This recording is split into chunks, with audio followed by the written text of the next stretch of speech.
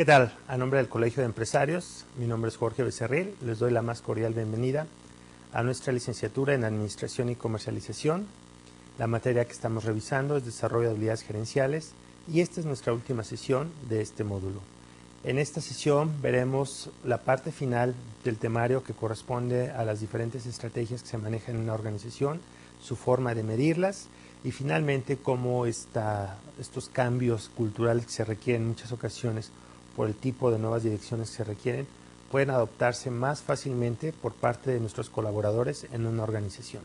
Pues sean ustedes bienvenidos.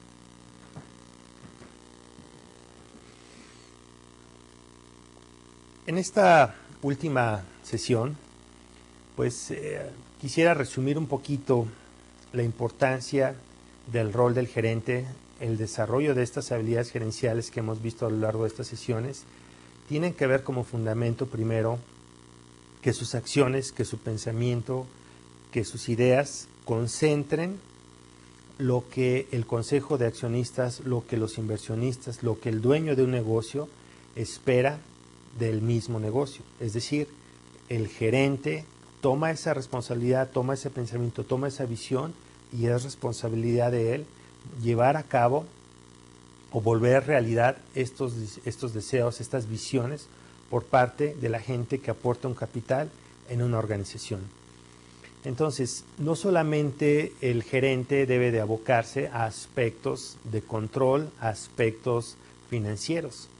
También, y como hemos visto a lo largo de estas sesiones, un factor muy importante es considerar al factor humano, al empleado, al colaborador, como una persona que participa, que piensa, que puede inclusive promover ideas para que estas visiones, estos sueños, estos objetivos por parte de la alta dirección sean cumplidos.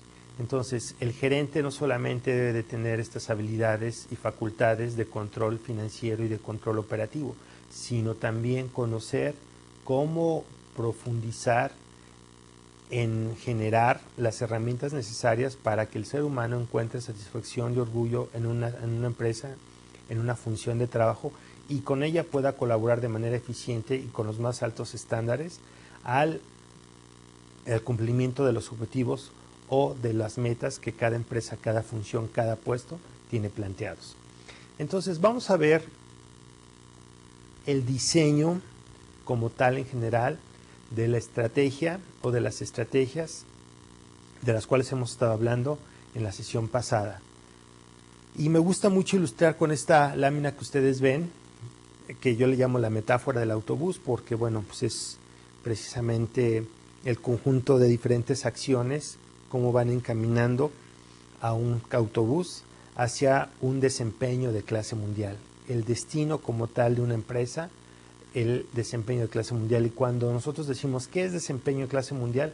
Pues lo primero que se nos viene a la mente son este tipo de corporaciones internacionales exitosas que nosotros vemos todos los días en el mercado, en diferentes medios de comunicación, ¿no?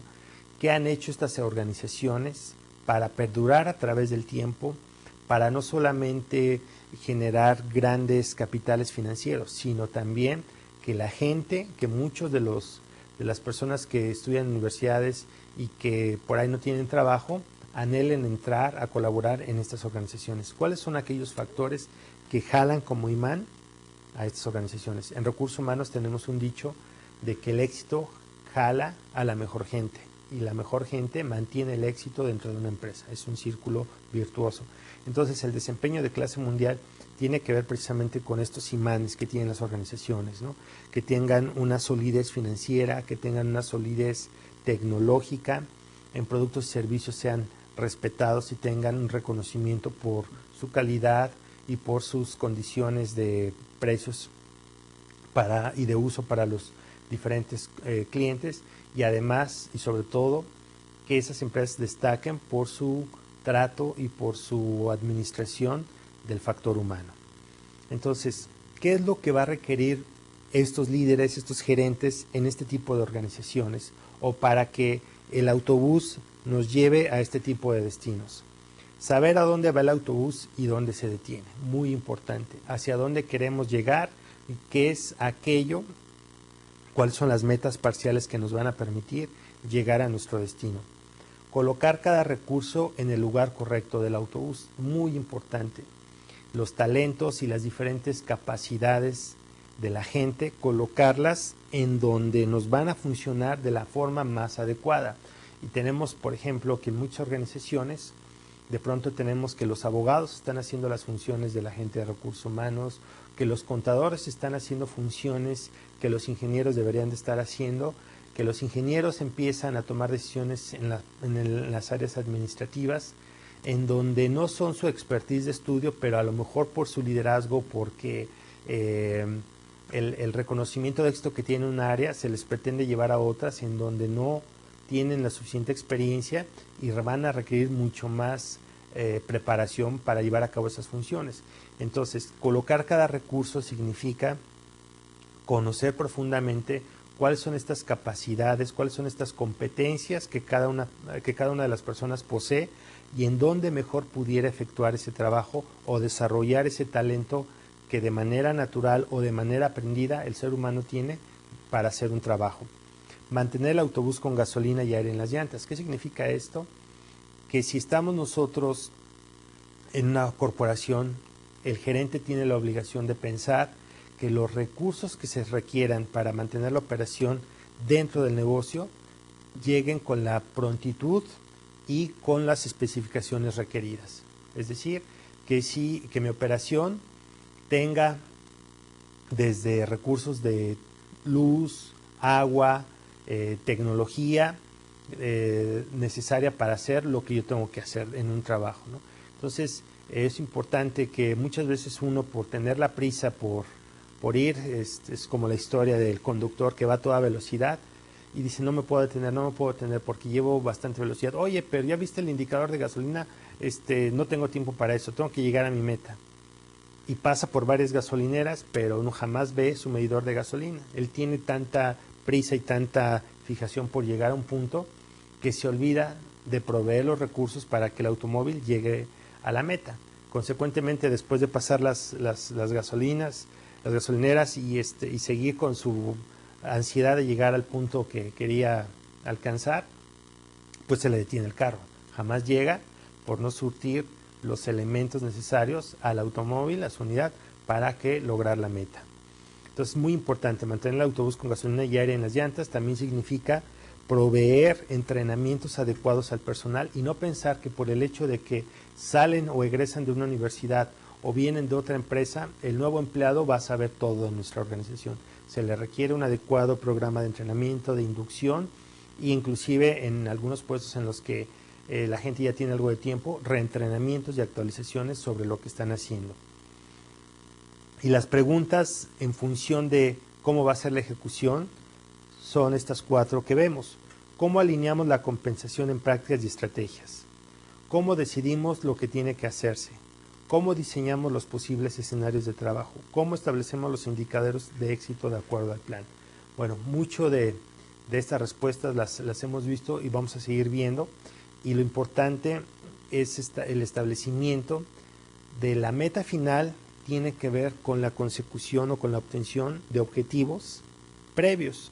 Es decir, si nosotros estamos pensando una meta de crecimiento en ventas del 50% con respecto al año anterior, por ejemplo, debemos de pensar que esa es la primera meta o la meta última.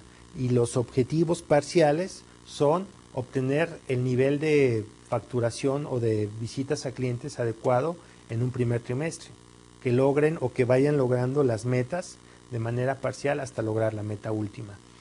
No solamente concentrarnos en vender y vender, sino también concentrarnos en cómo lo estamos haciendo, cómo está haciendo nuestra técnica de venta. Para vender, en principio, se requiere contar con una fuerza de ventas que tenga una cartera potencial de clientes, que tenga los medios, listas de precios, que tenga el conocimiento de nuestro producto o servicio para que cuando vaya con el cliente pueda hacer las preguntas necesarias para conocer más a fondo el producto y el vendedor pueda ser esa persona que le pueda dar las respuestas fidedignas, que le pueda dar las respuestas más precisas, que le permitan al cliente tener la confianza y con ello pues adquirir nuestros productos o servicios. La estrategia, definirla en prioridades y estructurar precisamente cómo vamos a bajar esa estrategia. Hablábamos la sesión pasada de que si estamos creando nuevas organizaciones y que estamos generando o contemplando mercados, segmentándolos y viendo nuestro foco de negocio, ¿cuál va a ser esa estructura en términos de organización que nos va a permitir alcanzar o lograr la estrategia? Tener muy en cuenta que los pilares en la ejecución, en la operación de la estrategia, son 3. La gente, desde luego, la tecnología con la cual nosotros vamos a cumplir el servicio o el producto o la fabricación del producto, y sobre todo la administración de procesos. Y no solamente en la administración de procesos es la fabricación o el diseño de la entrega de un servicio, sino esta administración de procesos tiene que ver con la medición adecuada de las características clave, que midiendo esas características clave, el proceso nos va a garantizar un resultado estándar o un resultado dentro de los parámetros que nosotros estamos esperando, ¿no? Esto me lleva a la anécdota de cuando nosotros estamos platicando con nuestros hijos al respecto de sus calificaciones. Si únicamente nosotros estamos visualizando que queremos un niño de puros 10 y no nos fijamos en el proceso, lo que puede causar es que si el niño, en base a la calificación obtenida, va a recibir premio o castigo, ver televisión o no ver televisión, si al niño se le está dificultando alguna materia por alguna razón y no está obteniendo el estándar que el padre está esperando de él en esa materia, y en base a eso estamos premiándolo o castigándolo, lo que estamos invitando a hacer es que el niño entonces pueda alterar el proceso de tal forma que el resultado sea el que el papá quiera, más allá del beneficio como tal de hacer el proceso, de estudiar. Entonces pudiera ser entonces que el chico encuentre o empiece a encontrar diferentes formas de copiar, diferentes formas de hacer acordeón, diferentes formas inclusive de sobornar al profesor con tal de obtener la calificación que el papá, o en base a la cual el papá está tomando una decisión que para él le trae un beneficio, que en este caso es ver la televisión. Entonces es muy importante observar el proceso que nos está llevando a ver un resultado. Más adelante lo vamos a ver con un poquito más de detalle, pero la filosofía aquí es la reunión o la conjunción de gente, tecnología y procesos tiene que dar como resultado uno de los pilares fundamentales que arrastren o que generen que la estrategia con la estructura adecuada vuelva las prioridades de la organización en una realidad. Muy bien. Entonces, las pautas señaladas que hemos platicado para el diseño de una estrategia se construyen en 4 etapas imprescindibles. La primera, el análisis estratégico. El análisis estratégico, lo vamos a ver más adelante, tiene que ver con identificar nuestras debilidades, nuestras oportunidades, nuestras fortalezas y nuestras amenazas en un medio interno y en un medio externo. Lo vamos a ver más adelante, es algo que se le conoce como el análisis DOFA. El planeamiento estratégico tiene que ver con el proceso de confección de las distintas acciones previstas en los planes. Es decir, qué acciones están diseñadas que me permitan a mí estar asegurando que el plan está sólidamente conformado. Si yo estoy hablando de una planeación estratégica para lanzamiento de un nuevo producto, ¿qué acciones me van a permitir a mí garantizar que ese nuevo producto sea conocido como yo quiero que sea conocido? Y entonces una de las acciones que muchas organizaciones de empresa mundial hacen, previo a lanzar un producto, hacen algo que se le conoce como estudio de mercado o estudio de focus group, es decir, reúnen a diversos consumidores, a diversos potenciales clientes de nuestro producto o servicio para preguntarles al respecto de las nuevas características que pudiéramos nosotros estar presentando en un nuevo producto o de un nuevo producto. Y les podemos preguntar qué les parece color, sabor, forma, utilización, tecnología, presentación, en fin, ¿no? Todas las características que pueda tener nuestro producto para ir sondeando qué es lo que más les está llamando la atención al cliente, qué es lo que el cliente ve como una solución pronta a su necesidad específica y que con ello esa acción o ese plan de acción fortalezca la estrategia de la introducción de un nuevo producto o de una nueva marca. Entonces, esto es a lo que se refiere este punto. Finalmente, el control estratégico, el conjunto de ajustes y correcciones a realizar durante el proceso de implementación para mantener el rumbo correcto. El control estratégico tiene mucho que ver con los sistemas de medición, y dentro de los sistemas de medición gerencial que existen, pues hay diversos, como el Balance Scorecard, como el indicador de medición de efectividad, cuadros de control estadístico, PMIs, que es algo que en inglés significa la medición de los indicadores claves de desempeño, en fin, ¿no? Entonces, uno de los puntos principales en el control estratégico es definir qué es lo que queremos medir,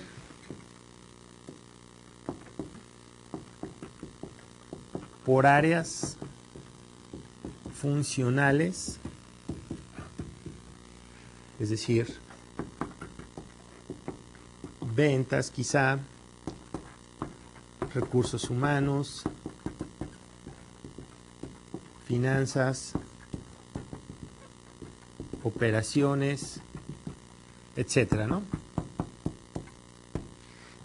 El punto del control estratégico es que de cada área funcional se derivan sistemas de operación, procesos y en general actividades de trabajo, ¿no? Por cada una de las áreas funcionales. El punto fundamental aquí que se refiere al control estratégico es que de cada uno de las actividades que potencialmente arrojan valores de desempeño, el control estratégico mida lo que es estratégico, lo que es fundamental. Y en ventas podemos hablar desde sistemas de atención al cliente, sistemas de ventas, sistemas de entrega, procesos de cobro, procesos de entrega de producto, procesos de elaboración de cotizaciones, en fin, ¿no? Las actividades, bueno, ya tienen que ver con más a detalle, ¿no? Cómo hago una cotización, cómo la entrego, cómo doy información adicional al producto o servicio que estoy ofertando, en fin. Aquí el punto fundamental es que puede haber 1000 cosas que medir en cada una de estas áreas funcionales y en cada una de nuestras actividades. Las variables clave o los indicadores clave en ventas que tradicionalmente se manejan, por ejemplo, es porcentaje de ventas contra periodos pasados, ¿no? ¿Cuánto estoy vendiendo más? ¿Cuánto estoy vendiendo más con respecto al pasado? Cantidad de pedidos. Cantidad de entregas, por ejemplo. Me interesa saber qué porcentaje estoy vendiendo, cuántos pedidos están llegando y cuántos de esos pedidos se están entregando. Muchas veces digo, esto pudiera parecer un poquito ilógico, ¿no? Pues si me entran pedidos, tiene que ser el número de facturas, tiene que ser igual al número de facturas que estoy entregando. Y muchas veces no, porque muchas veces el vendedor puede estar metiendo muchos pedidos sin fijarse si tenemos en stock o en almacén la mercancía suficiente que podamos entregar. Entonces, esto genera per se un indicador que en algunas organizaciones tiene sus nombres particulares, pero es muy importante esta relación. ¿Cuánto de lo que llega a mi organización, del pedimento de un cliente, estoy siendo capaz de entregar, por la razón que sea? Es muy importante balancear lo que entra en mi organización contra lo que estoy entregando. Si hay mucha variación, si hay un gap grande en esto, tengo un serio problema, porque entonces lo que genera aquí son insatisfacción del cliente, rechazos, devoluciones y además del costo financiero por no estar entregando el compromiso al cual yo estoy comprometiéndome con un cliente precisamente, ¿no? Muy bien. Entonces, aquí la reflexión al final del día es que tenemos que medir aquello que sea considerado como estratégico para nosotros. Si empezamos a medir, bueno, pues cuántos pedidos, cuánto tiempo se tarda por hora en meter una persona determinado número de pedidos, cuántas facturaciones sin error hay, cuánto se tarda la gente de sistemas en bajar el reporte de ventas para poderlo presentar. Eso es importante medirlo, pero desde el punto de vista actividades del trabajo. Es decir, estos indicadores obedecerían más a un control estratégico y los otros indicadores que son más de detalle obedecerían a desempeño propio de la persona en su puesto de trabajo. Hay que medirlo, pero que no robe tiempo, esfuerzo a lo que es lo estratégico. Hay que diferenciar muy bien lo que es estratégico dentro de lo que es operativo. Lo que realmente está agregando valor a lo que de alguna forma no tiene que ver directamente con el impacto de la estrategia. Sí es clave esto, pero no es de tal importancia como tener controlado esto. Si tenemos controlado esto y alguien no está ejecutando un trabajo con la prontitud para meter pedidos, hay diversas soluciones. Más entrenamiento, sistematizarlo, más apoyo o inclusive cambiar a la persona. Pero eso no es estratégico. Lo que es estratégico es tener el adecuado control en el número de pedidos. Muy bien.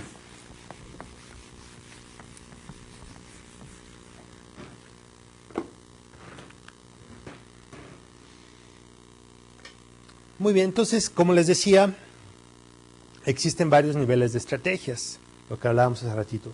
La primera es la que se le conoce como estrategia corporativa. Involucra aquellas decisiones que alcanzarán a toda la empresa, ¿no? El tipo de producto o servicio que vamos a vender. Estrategias competitivas. Son aquellas decisiones propias de cada unidad de negocio. Es decir, qué es lo que vamos a hacer para generar u ofertar el producto o servicio en el tipo de sector o de segmento que yo estoy generando para la corporación. Si estamos hablando de empresas cerveceras, mi unidad de negocio que vende cerveza light, ¿qué tipo de estrategias y de competitividad voy a generar, voy a diseñar de acuerdo al tipo de segmento de negocio que me esté tocando producir? Entonces mi cerveza light va a ser diferente al tipo de cerveza oscura, entera, que esté generando otra unidad de negocio y que a la vez somos hermanas. Entonces es muy importante que la estrategia competitiva sea segmentada de acuerdo a cada unidad de negocio. Si existe, si tenemos una organización donde únicamente un producto o un servicio se está ofertando, esta estrategia competitiva tiene que verse como una estrategia global y dentro de la estrategia corporativa. Y por último, la estrategia funcional es la que se clasifica para cada unidad de negocio en particular que tiene por finalidad brindar un soporte operativo para cada área de la empresa. Es decir, la estrategia funcional es la estrategia de ventas, la estrategia de recursos humanos, la estrategia financiera, que la suma de esas estrategias me van a ayudar a generar la estrategia corporativa. ¿Cuál va a ser mi estrategia de recursos humanos? Si estamos hablando de la introducción, en términos de estrategia corporativa, la introducción de un nuevo producto, recursos humanos, su estrategia va a ser proveer el personal o los colaboradores con aquellas facultades, habilidades y conocimiento de un mercado que permitan que los recursos, la tecnología que se está implementando para abrir nuevos mercados sea de manera efectiva, productiva y con los mayores estándares de calidad. Por ejemplo, ¿no? En ventas, ¿qué diríamos? Generar las acciones y de comercialización que nos permitan que la estrategia corporativa sea cumplida en tiempo y fecha, además con los recursos que se requieren por parte de la alta dirección. En fin, entonces cada área funcional va a proponer su forma de generar los recursos con las acciones y planes para que la estrategia corporativa cobre vida. Entonces, al final del día hay dos factores que tienen que ver con la implementación efectiva de las estrategias: los recursos de la organización, la topología e innovación estratégica.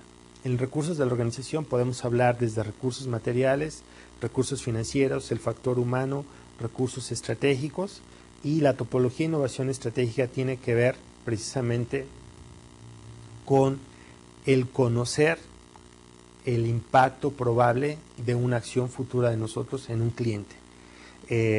La innovación estratégica precisamente tiene que ver esto.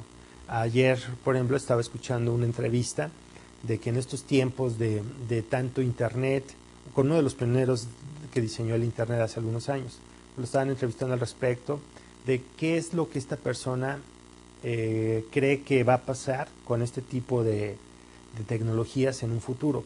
Para que se den una idea, él en 1972, de 72 a 75, empezó a diseñar la Internet que cobró vida hasta 20 años después, pero él empezó a imaginarse los impactos o que era posible generar una red de información a nivel tecnológico de tal grado como es Internet, además del correo electrónico en 1972, imagínense, ¿no? Con qué adelanto, con qué visión él veía el futuro de la tecnología, ¿no? Entonces, por eso de ahí que era muy importante conocer sus respuestas. Y él hablaba de que lo que seguía en términos de tecnología, de innovación tecnológica en este mercado, en estos tiempos, era de las nuevas aplicaciones para usar o para aprovechar la tecnología, pero ya de una manera más práctica y eficiente en casa. Él dice, toda la sociedad está volteando a que de pronto es muy caótico, es muy problemático estar yendo a bancos, hacer uso de hacer uso de los servicios precisamente de un banco, el supermercado, a tener que escoger la mercancía, el tener que estar trasladándose de un lugar a otro para ver a una persona, entonces, o tener que estar comprando cosas en un centro comercial. Entonces, lo que el consumidor está viendo es que cada vez requiere que la tecnología, el soporte básico de la tecnología en materia de comunicaciones, sea seguro para hacer transacciones financieras, sea cómodo, sea ágil, sea rápido y sea un costo accesible. Y además sea bonito.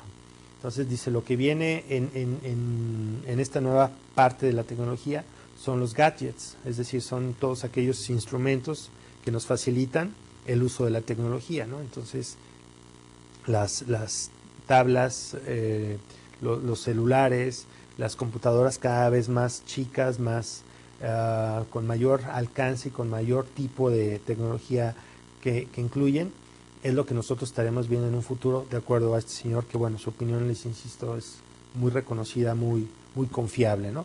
Y tiene que ver precisamente con innovación estratégica. De nada sirve que tengamos demasiados recursos, que tengamos demasiada tecnología, demasiadas cosas, si no sabemos, si dentro de la estrategia no viene un elemento que aporte como este grado de innovación, de creatividad, de imaginación tecnológica y que nos haga diferentes. Tener recursos para tener, como mucha gente tiene mucha gente tiene mucho dinero para hacer muchas cosas, no necesariamente las vuelve las mejores personas o los mejores empresarios. Los mejores empresarios basan sus inversiones en mejores adecuaciones o mayor optimización de lo que ya tiene, ¿no? Entonces, en esta parte, la topología e innovación estratégica tiene que ver. Las ventajas competitivas que puede obtener una empresa al optar por este tipo de estrategias se basan en lo siguiente: mayor capital intelectual, es decir, mayor idea, mayor innovación por parte de los empleados o de los gerentes, mayor liquidez para hacer operaciones en donde les permitan generar cada vez menos espacios de crédito hacia sus clientes y mayores posibilidades de que sus acciones o cumplimientos financieros puedan ser despejados en el tiempo para que haya mayor flujo y retorno de capital, incremento de activos, mayores inversiones, mayor captación de clientes y nuevos segmentos que operar. Una vez que soy especialista en un foco de negocio, ¿qué tipo de segmentos puedo yo entonces empezar a abarcar dentro del mercado en donde yo me estoy moviendo? Obtención de nuevas marcas y reducción de costos. La obtención de nuevas marcas me permite a mí que la solidez operativa financiera y de corporación que yo tenga pueda permitirme a mí no solamente ofertarle una marca a un cliente, sino otro tipo de marca le va a brindar otro tipo de satisfactores con el prestigio que yo tengo como compañía, ¿no? Muchas compañías internacionales globales hacen esta estrategia, ¿no? Aprovechan los recursos, aprovechan todo el respaldo que hay a nivel corporativo para lanzar diferentes marcas, y el usuario muchas veces o el cliente ni siquiera sabe que pertenecen al mismo fabricante o el mismo corporativo. Lo que reconoce es la calidad de ellos, ¿no? Por la misma estructura. Entonces, la diversificación de marcas me permite a mí ampliar en los mercados y permitir también que el cliente pueda tener diferentes opciones, pero con los beneficios o los respaldos tecnológicos de mi propio corporativo y desde luego la reducción de costos. El análisis estratégico implica reunir información, analizarla y sacar conclusiones. Es decir, en el ejemplo que veíamos de la contratación de un guardaespaldas, saber apuntar al arma y ver el blanco al cual quiero llegar. O sea, tener los recursos financieros, tecnológicos y de factor humano y saberlos orientar hacia donde yo quiero llegar. Quiero ser uno de los 3 principales productores de aceites en el país. ¿Ok? Tengo claro dónde quiero llegar. ¿Qué recursos tengo para hacer eso? Tengo la tecnología suficiente, la experiencia de mi gente para comercializar y producir este tipo de aceites. Tengo toda la estructura y solidez financiera para poder competir con la competencia, para poder llegar a los mercados a donde están todos mis clientes, ver el blanco al cual quiero llegar. Conocer también cómo estoy de puntería, ¿no? Es decir, conocer si efectivamente soy nuevo en este mercado de aceites y quiero empezar a ser uno de los 3 primeros. Bueno, ojo, que me va a faltar experiencia. Por mucha gente que traiga ya con conocimiento previo, una empresa nueva como tal va a requerir diferentes tipos de operación que van a requerir su proceso de maduración, ¿no? Entonces, de pronto la puntería puede estar, el blanco puede estar bien claro, pero mi puntería todavía me falta como afinar, conocer mi arma, conocer mi proceso, los alcances de él, conocer a la gente que está administrando el negocio para conseguir los objetivos que quiero. Entonces eso va a llevar un poquito de tiempo. Si mi arma tiene el alcance y el calibre necesario para impactar en el blanco, ver si este último realmente vale la pena. ¿Cuántos más además le están apuntando? Pues mira, le voy a apostar al mercado de los aceites, pero sucede que en el mercado de los aceites ya hay 25,000 empresas que están en ese mercado. Y además los márgenes de utilidad que me pueda dar meterme en el mercado de aceites me van a dar un retorno de inversión de 10%. ¿Qué tal que meta mi dinero al banco? El banco cuando menos me está dando el mismo retorno de inversión del 10%. Si yo llevo mi dinero al banco, me va a dar lo mismo que estar metiéndome en un mercado de aceites. Con las bondades de que en el banco no va a tener que abrir una empresa, no va a tener que contratar gente, estar generando recursos, apostando por si pasa o no pasa mi producto o servicio frente a un cliente. Tiene muchas más bondades únicamente ir al banco, depositar mi dinero y esperar cada mes mi 10% de interés, a estarme entripando por tantas variables que tengo que manejar en un negocio tan complicado como es el de los aceites, ¿no? Por ejemplo. Entonces, revisar si la estrategia está siendo adecuada por el blanco que valga la pena lograr, es decir, toda la revolución de recursos vale la pena por conseguir el objetivo que estamos planteándonos. ¿Cuántos más competidores hay que me tendrán en sus prioridades también quitarme del camino o ponerme las trancas para que yo caiga en el camino, este riesgo? Entonces, muy, muy importante tener eso, ¿no? Y por acá dice, sin olvidarnos, por supuesto, del stock de balas que yo tenga. Es decir, pues ya vale la pena apuntarle, pero tengo las suficientes balas, tengo los suficientes recursos para aguantar la competencia en un mercado, tengo todo el alineamiento, el compromiso de la gente para que estemos visualizando un mismo futuro juntos, o me voy a detener por alguna causa ajena a mi sueño. Entonces, muy importante, ¿no? ¿Qué tipo de stock de balas, qué tipo de stock de recursos yo tengo al interior de la organización que me van a permitir a mí llegar al punto en el que yo quiero? Muy bien, pues les hablaba del análisis DOFA. DOFA es un acrónimo de debilidades, oportunidades, fortalezas y amenazas. Como método complementario del perfil de capacidad PCI, que este es otro método complementario de análisis estratégico, y el perfil de amenazas y oportunidades en el medio. Y del análisis de competitividad, perfil competitivo PC, que es otro tipo de análisis de tecnología estrategia. Y el análisis DOFA ayuda a determinar a la organización si está capacitada para desempeñar en su medio o cómo está capacitada para desempeñarse en su medio. Entonces, dentro del análisis DOFA,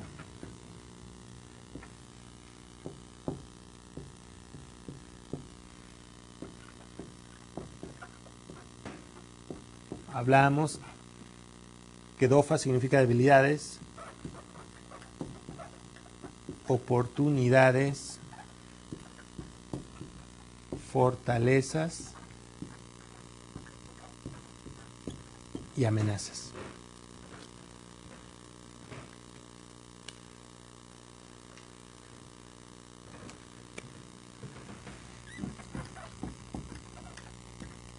Si estamos hablando que las debilidades deben de ser revisadas desde un punto de vista interno o local de la organización.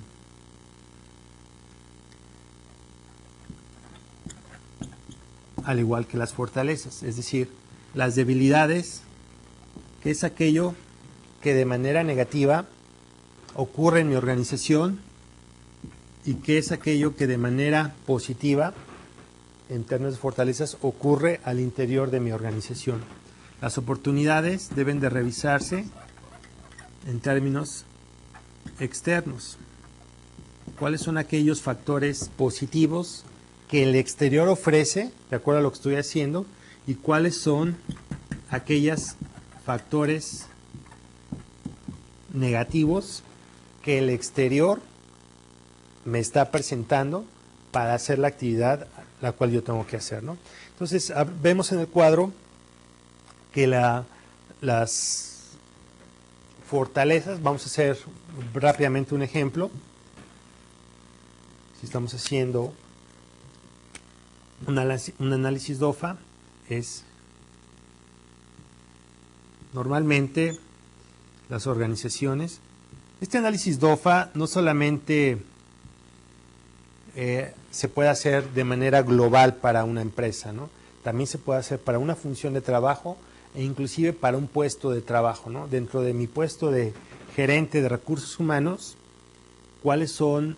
Lo local sería mi área de trabajo, mi área funcional, toda mi gente de recursos humanos, mi operación de recursos humanos. Lo externo serían las otras áreas funcionales con las cuales yo me relaciono dentro de la empresa. Entonces, este análisis DOFA sirve mucho en ese sentido, ¿no?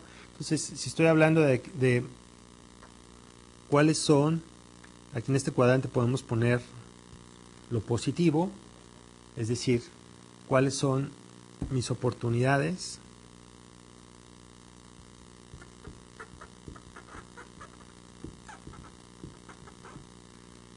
y mis fortalezas,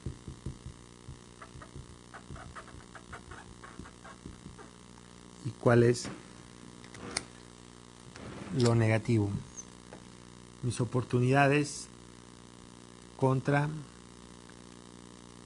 mis debilidades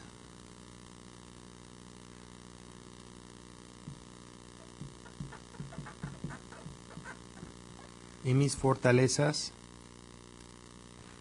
Bueno, vamos para relacionarlo de manera adecuada.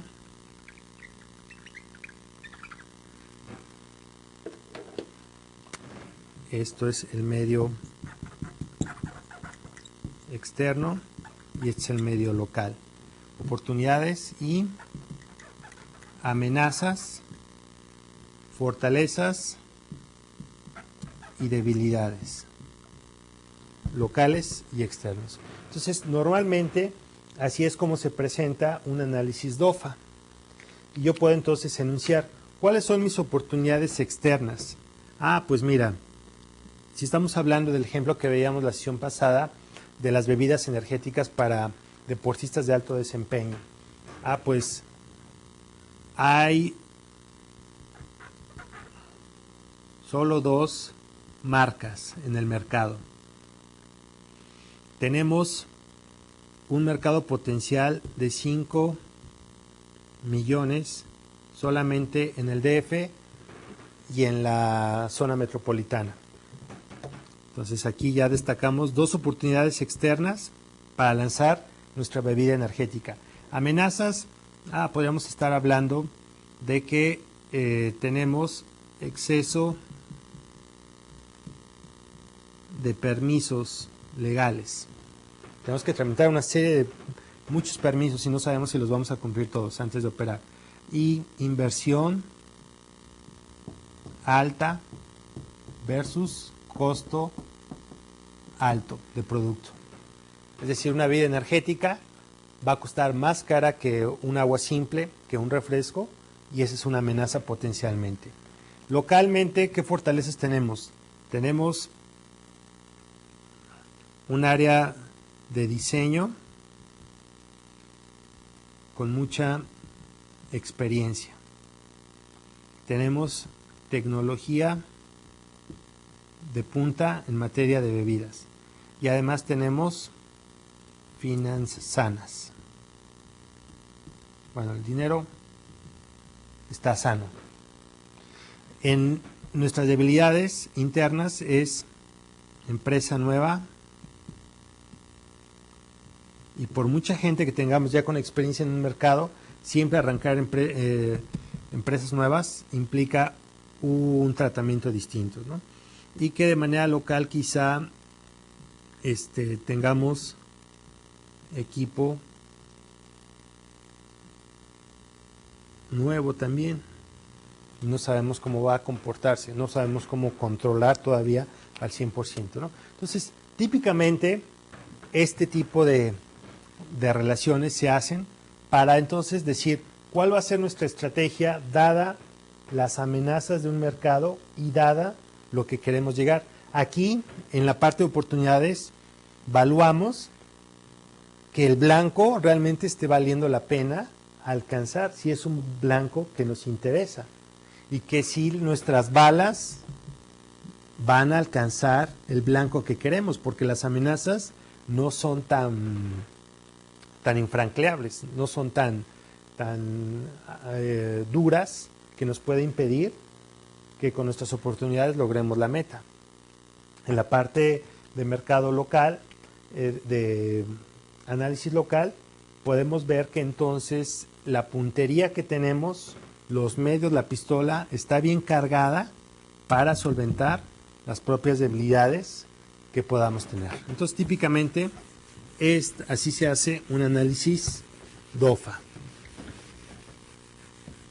E insisto, este análisis mismo, inclusive a nivel personal se puede hacer, ¿no? Bueno, ¿cuáles son mis oportunidades y mis amenazas frente a la nueva actividad que quiero hacer, al cambio de trabajo, el nuevo estudio que quiero llevar a cabo, la nueva actividad, me divorcio o no me divorcio, mi nueva situación civil, en fin, ¿no? El matrimonio, etcétera, ¿no? Para gente que ya es muy, en este sentido, que quiere como una herramienta para hacer un análisis completo, pues el análisis DOFA también le puede dar luz para ver en un contexto mucho más claro qué es lo que puede ocurrir o de qué está rodeado mi siguiente acción empresarial o en la vida, ¿no? La matriz DOFA sigue los 8 pasos, que es lo que en resumen yo les acabo de comentar en este momento, ¿no? Muy bien, vamos entonces a empezar a tocar el penúltimo tema, que tiene que ver con los sistemas de información para la dirección. Hablábamos hace ratito de que prácticamente todo, si no es que todo, lo que ocurre en una organización se puede medir. Se puede medir de manera cuantitativa o se puede medir de manera cualitativa. A mí de repente cuando me dicen, oye, la satisfacción del cliente, ¿cómo la mides? Si no hay como una escala numérica, si al cliente no se le puede medir qué tan feliz está o no. Esto, ante estas variables o ante este tipo de condiciones, en calidad se genera algo o se generó algo que se le llamó medición de atributos. Es decir, la medición de atributos nos sirve para medir todo aquello que no puede ser medido de una manera cuantitativa. La temperatura puede ser medida de una manera cuantitativa. El ingreso financiero, las ventas, cuánto vendimos, cuánto dinero tenemos, eso puede ser medido de manera cuantitativa. Pero de pronto satisfacción del cliente, otra condición de atributo puede ser, por ejemplo, el nivel de calidad de algo. Eso que no tiene una escala per se, bueno, se puede simplemente llevar a terrenos en donde uno le puede decir, a ver cliente, si del 1 al 5 es tu escala de medición, 5 es muy satisfactorio y 0 es poco satisfactorio, ¿cómo me calificas a mí? Entonces ahí tenemos un instrumento muy fácil para medir la satisfacción de un cliente o de un atributo de un fenómeno, ¿no?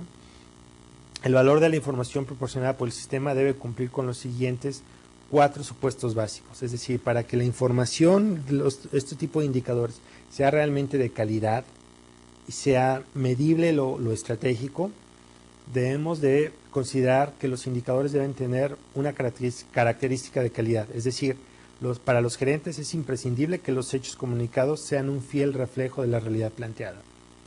Ajá. Oye, es que me pasaste la cifra de ventas, pero el sistema se me cayó a la mitad de que estaba bajando la información. Entonces, no sé realmente si es esa información, si está completo o no, pero pues te doy un adelanto. No, pues no puede ser eso. Si nosotros queremos información fidedigna de cuánto estamos vendiendo, tenemos que asegurarnos que la forma como estamos obteniendo esa información sea confiable y sea de alta calidad. Oportunidad. Para lograr un control eficaz, las medidas correctivas en caso de ser necesarios deben aplicarse a tiempo, antes de que se presente una gran desviación respecto a los objetivos planificados con anterioridad.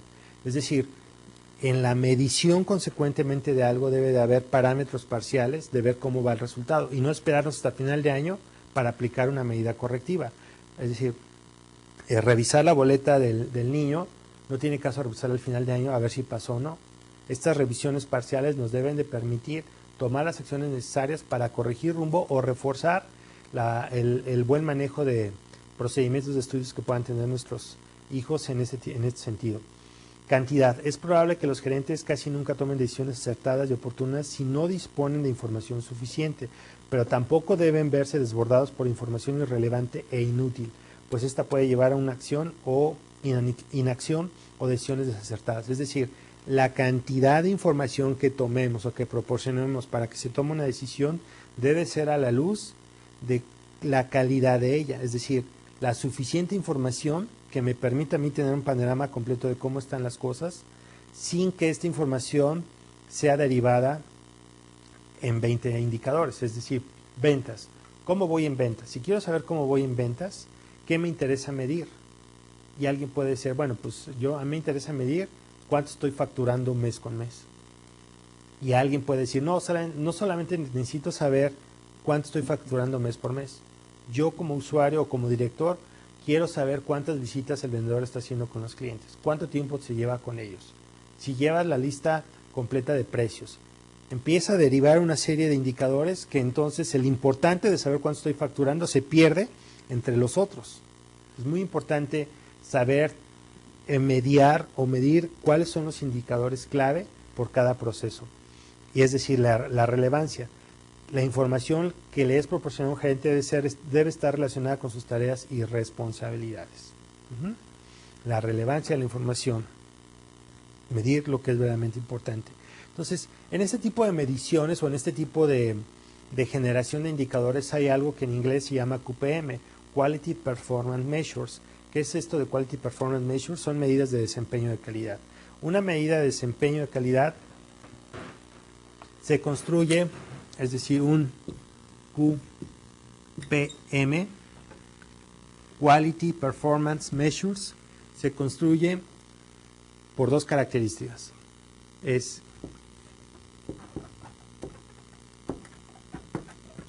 qué se mide y cuál es la unidad de medición. ¿Qué se mide? Si estamos hablando de ventas, ¿qué se mide? Las ventas de una compañía. Su unidad de medición, número de facturas. En otros terrenos más simples, ¿qué se mide? Temperatura. ¿Cuál es la unidad de medición? Grados centígrados. ¿Qué se mide? Peso. ¿Cuál es su unidad de medición? Kilogramos, por ejemplo. Entonces, la construcción de una QPM o de una medida de desempeño de calidad tiene que tener estas 2 características. ¿Qué se mide? Y su unidad de medición. Entonces, identificar la característica de calidad que será medida, determinar su unidad de medición y expresar la QPM en una frase que combine los puntos 1 y 2. Y ponemos 3 ejemplos. El número de errores por documento.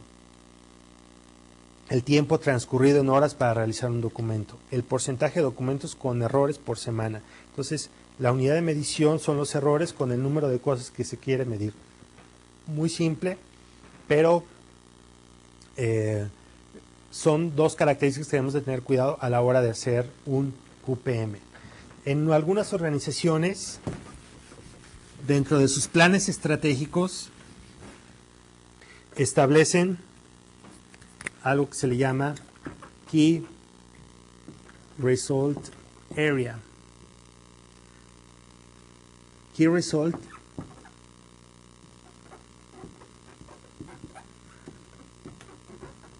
son resultados clave del área.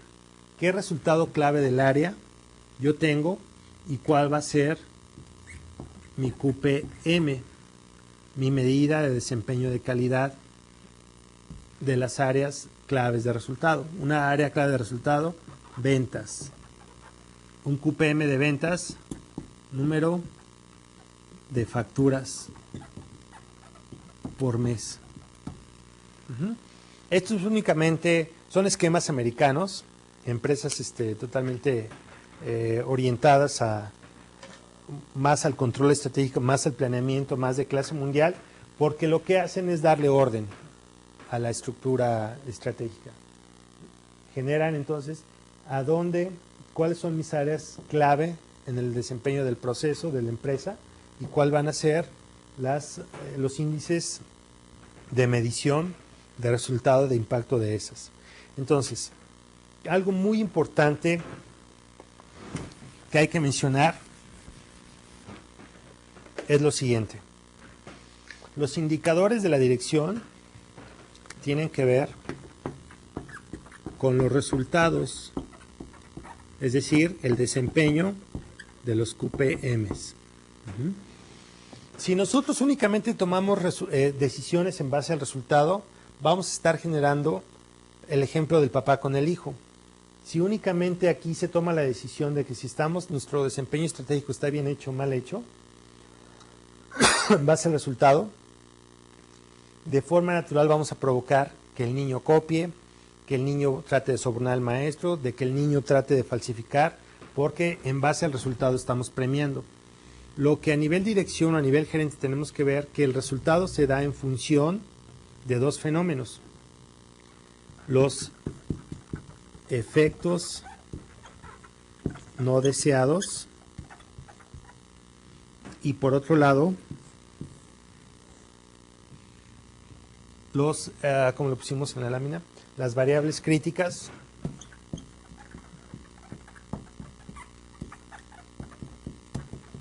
de un proceso. Entonces, aquí puede haber QPM y aquí puede haber QPMs. Lo que le da existencia al resultado es el control de las variables críticas. Y este efecto no deseado, digamos que son los factores negativos que tienen que ver en la incidencia de un resultado. Si estamos hablando, el resultado es ventas, cuánto estamos vendiendo. Un efecto no deseado en el proceso de venta pueden ser los rechazos, pueden ser las devoluciones. Estamos teniendo muchas devoluciones y muchos rechazos a lo que estamos haciendo y por lo tanto eso está impactando de manera negativa el resultado. Un efecto no deseado puede ser también pérdida de clientes. Dentro del proceso de venta, como lo estamos haciendo, está generando que estamos perdiendo clientes. ¿Por qué? Porque a lo mejor nuestro producto está siendo caro, lo estamos vendiendo caro y estamos perdiendo clientes. Una variable crítica que provoca vender es una básica: visita a clientes. Si sabemos cuántos clientes estamos visitando, es probable que nos estemos acercando a generar un resultado positivo. Si estamos hablando de que calidad en las visitas, nos estamos acercando a dar un resultado integral. Si estamos hablando del ejemplo del niño, si el resultado, la calificación del niño, estamos revisando una variable crítica para que el resultado del niño sea positivo es horas de estudio. Está desayunando de manera correcta, está entendiendo el material que le está dando la maestra, que hay en los libros, está entendiendo las tareas, cuánto tiempo le está dedicando a este tipo de labores, cuánto tiempo yo estoy supervisando al niño. Esa es una variable crítica. Si mis variables críticas no están siendo controladas o medidas, únicamente dejo mi destino al resultado. Pues yo veo como que medio estudia, yo veo como que medio le ayuda y pues eso le provoca un resultado positivo o negativo. Entonces los efectos no deseados son precisamente que el niño, en el estudio del proceso profundamente, no tiene la energía suficiente, no tiene la luz suficiente para estudiar, la computadora de repente se le apaga, no se le apaga, donde él está estudiando, no tiene los suficientes materiales, el libro que es adecuado para hacer su tarea, en fin, ¿no? Entonces muchas de las razones por las cuales un resultado se da están basadas en el estudio de las variables críticas y de lo que está ocurriendo que no está favoreciendo a que se dé un resultado. Esto es algo de manera muy rápida, pero muy efectiva para revisar o cómo debe ser el análisis de la revisión de la efectividad de la estrategia en una organización a nivel dirección. Muy bien, finalmente, y para cerrar el módulo, quiero compartirles cómo se adopta una nueva cultura. Cuando estamos hablando de nuevas iniciativas que ustedes quieran implementar en sus organizaciones o en sus funciones o directamente con sus superiores inmediatos o con la gente que les está reportando, una nueva cultura tiene que ver con una nueva forma de ver el trabajo, una nueva forma de adoptar o de considerar la realidad en la cual estamos viviendo para mejorarla.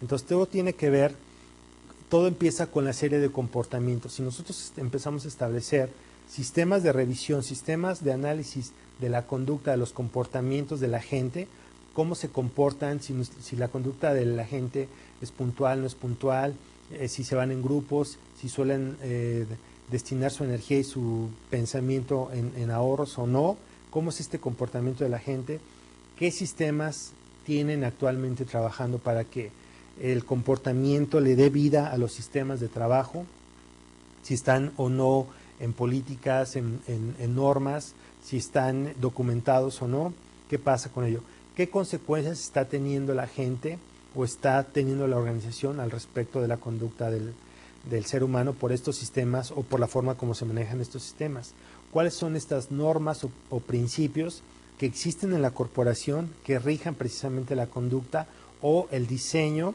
de la revisión de los impactos del resultado de la gente, ¿no? Cómo lo estamos midiendo, para que finalmente se forme una identidad. Es decir, a partir de la forma como yo estoy siendo revisado en mi trabajo o estoy siendo retroalimentado en mi trabajo, voy a tener una identidad con respecto a la organización. Ya sé qué es lo importante, ya sé qué es a lo que me tengo que fijar, bajo qué sistemas de comunicación tengo que dirigirme con la organización. Se forma una identidad, buena o mala, pero se forma. Y creencias compartidas. ¿Cuál es aquello que vale la pena entonces para la organización que yo respete, que yo cumpla y que yo haga ejecutar? Para que después de un periodo de maduración, esa creencia compartida se vuelva, entonces, se transfiera en un valor. Que los valores son lo que le dan la etiqueta, lo que le dan la marca a la cultura de cualquier sociedad, de cualquier área de trabajo.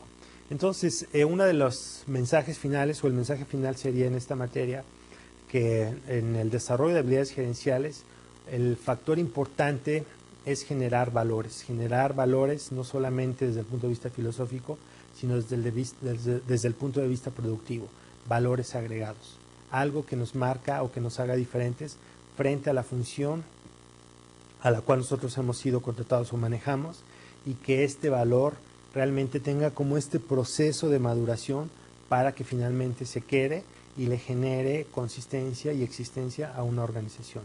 Pues les deseamos mucho éxito en sus siguientes módulos y les agradezco su atención. Gracias.